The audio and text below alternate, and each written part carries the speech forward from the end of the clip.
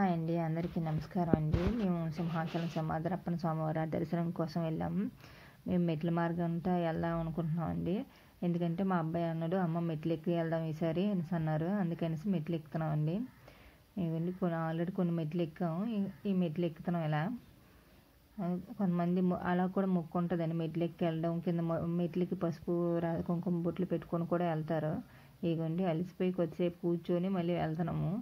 వాళ్ళైతే కొంచెం దూరంలో నడుచుకుంటూ వేగంగానే వెళ్ళిపోతున్నారు, కానీ నేనైతే బాగా అలసిపోయానండి. అంటే ఆయాసం వచ్చేస్తుంది నడుస్తుంటే, మెట్లు ఎక్కుతుంటే. కింద అలా ఇల్లులు అని చూస్తుంటే న్యాచురల్గా చాలా ఎంత బాగుందండి, ప్రకృతి అంత ఉన్నాం, చాలా బాగుంది. ఆ కొండలు అక్కడ ఆంజనేయ స్వామి గుడి కూడా ఉందండి. అదిగోండి కాకపోతే ఆ రోజు డోర్ లాకేసి ఉంది. మేము వెళ్ళేసరికి ఉదయాన్నే తీస్తారంట. ఇవ్వండి ఆంజనేయ స్వామి గుడి. మెట్లు అలా నెమ్మదిగా ఎక్కుతూ వెళ్తున్నాం.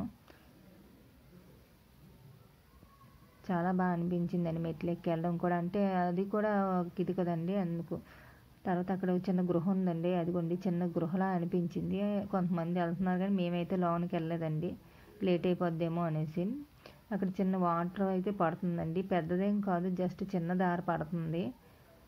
ఆ శబ్దం అది వినిపిస్తుందండి, వాటర్ పడుతున్నట్టుగా కొండ మీద నుంచి వాటర్. అది కొంచెం అక్కడ శివలింగాలు కూడా ఉన్నాయండి.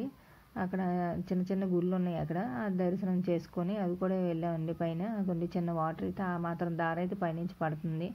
చాలా చల్లగా అనిపించాయండి. ఫ్రిడ్జ్లో వాటర్ పెడితే ఎంత కూలింగ్ ఉంటాయి, అంత కూల్తో ఉన్నాయండి వాటర్ అయితే. స్వచ్ఛంగా ఉన్నాయి, చాలా బాగున్నాయి. అక్కడ చిలక జోస్యం చెప్పిన వాళ్ళు కూడా ఉన్నారండి దారిలో అయితే, దారి మధ్యలో అలా జోస్యం చెప్పుకుంటూ వెళ్తున్నారు కొంతమంది. ఎవరు ఇంట్రెస్ట్ పెట్టి చెప్పుకున్న వాళ్ళు చెప్పుకుంటారు, లేకపోతే లేదండి. మేమైతే ఏం చెప్పుకొని అలా చక్కని మేమైతే నడుచుకుంటూ వెళ్ళిపోయాం. వాళ్ళ ముగ్గురు అయితే బాగానే నడిచేసారండి. నేనే అందరికంటే వెనక్కి. ఇదిగోండి మెట్ల మార్గం ఇది.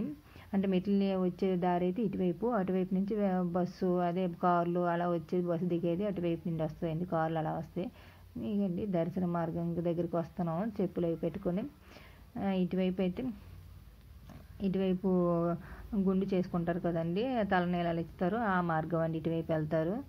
ఇంకండి ఇటువైపు అయితే బ్యాగులు, సెల్ ఫోన్లు పెట్టుకోవాలి. ఇదేమో మనం దర్శన మార్గం, క్యూ లైన్ మార్గం అండి. ఇది దర్శనం అయిపోయిందండి వేగంగానే. భగవంతుడి దర్శనం చాలా బాగా జరిగింది. బయటకు వచ్చేసాం మేము. ఇంకా చాలా బాగా అనిపించిందండి, వేగంగా అయిపోయిందండి దర్శనం అయితే. మాకైతే చాలా బాగా అనిపించింది. ఇదిగోండి ఇంకెందుకు టైం ఉంది కదా అని అన్నప్రసాదాన్ని కూడా తినడానికి వెళ్ళామండి. క్యూ లైన్లో నిల్చొని ప్రసాదం స్వీకరించడం చాలా అదృష్టం అనిపించిందండి. చాలా టేస్టీగా ఉందండి. ఇది భగవంతుడి ప్రసాదం అంటేనే చాలు, ఇంకా ఆ టేస్ట్ వచ్చేస్తుందండి. ఇంకా క్యూ లైన్లో నిల్చుకొని ఆ ప్రసాదం కూడా స్వీకరించాం. ఇంకా ఇంకా ఇంకా తిరిగి రిటర్న్ వచ్చేసామండి. ఇంకా బస్సు ఇంకా రిటర్న్ కిందకి నడుచుకుంటూ కూడా రావచ్చండి, కానీ మళ్ళీ దిగొచ్చు, మెట్లు దిగొచ్చు. మళ్ళీ పిల్లలేమో ఇంకా ఓపిక లేదు అన్నారు. ఇంకా అందుకని ఇంకా బస్సు మీద వచ్చేసామండి మేమైతే.